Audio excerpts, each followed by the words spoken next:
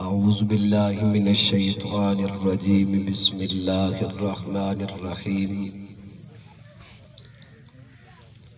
ووصینا الانسان بوالدیہ احسانا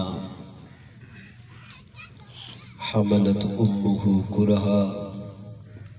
ووضعتہ کرہا وحملہ وفصالہ 30 شہرا قال تعالی فی مقام آخر النبی اولا بالمؤمنین من انفسهم وازواجہ امہاتہ صدق اللہ مولانا العظیم وبلغنا رسولہ النبی الصادق الامین الکریم ونحن على ذلك لمن الشاهدين والشاكرين والحمد لله رب العالمين يا رب صل وسلم دائما ابدا على حبيبك خير الخلق كلهم اللهم صل على سيدنا ومولانا محمد وعلى آل سيدنا ومولانا محمد وبارك میرے انتہائی قابل تعظیم و تکریم واجب الاحترام سامعین محترم بزرگان مکرم نوجوان دوستوں ساتھیوں بھائیوں ماہر رب نواز دی والدہ محترمہ دے اسال ثواب دی نیت نال منعقدہ اس تعزیتی پروگرام دے اندر برادر محترم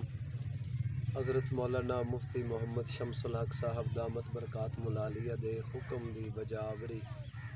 تے پیروی کرندے ہوئے حاضری تے گفتگو دا موقع میسر آئے دعا فرماؤ خالق کے کائنات اساں سارے دی حاضری نو اکٹھے ہوون نو شرف قبولیت نصیب فرما اللہ تعالیٰ اس پروگرام دا انتظام انسرام جملہ خیر دے کم جملہ خیر دے کلمات دا ثواب مرحومہ دی روح نو پہنچاوے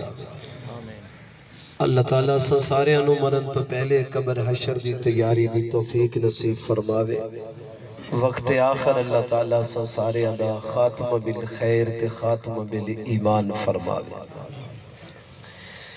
عزیزان محترم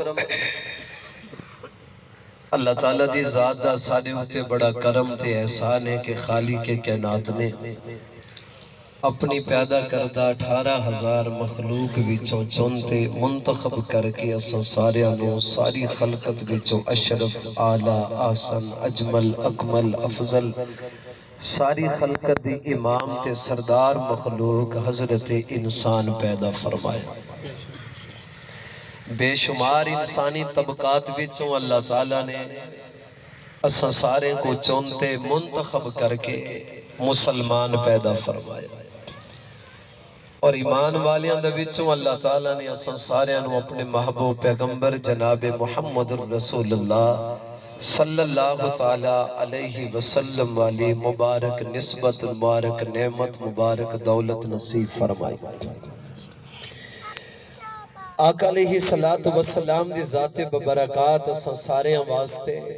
عملی نمونہ ہے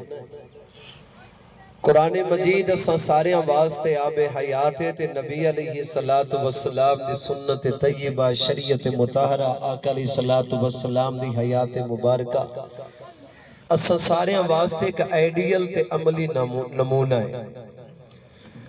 اللہ دے قرآن دا مطالعہ تے نبی علیہ السلام دی حیات طیبہ سیرت مبارکہ شریعت مطہرہ دا مطالعہ اے گال واضح کرے دے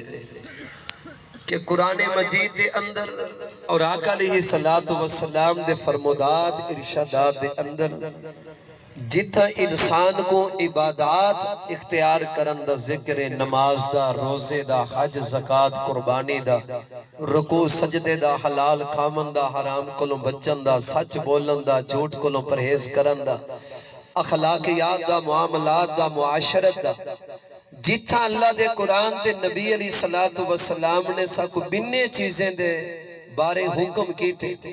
قرآن مجید تے آقا علیہ السلام دی سیرت طیبہ دے کہ اہم حصہ